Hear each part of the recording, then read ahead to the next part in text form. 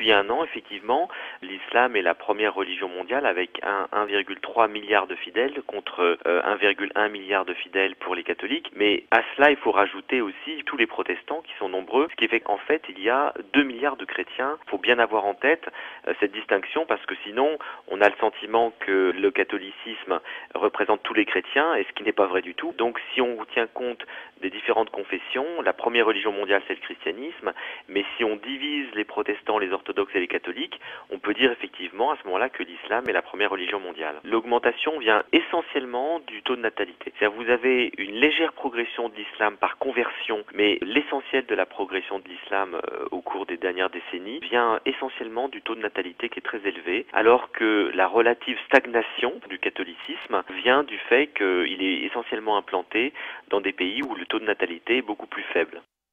Le Vatican l'a admis, pour la première fois dans l'histoire, l'islam a dépassé le catholicisme en nombre de pratiquants, mais l'ensemble des chrétiens, c'est-à-dire catholiques, orthodoxes, anglicans et protestants, représentent encore un tiers de la population mondiale, soit environ 2 milliards de personnes. Par ailleurs, le nombre de juifs dans le monde est actuellement proche de 14 000.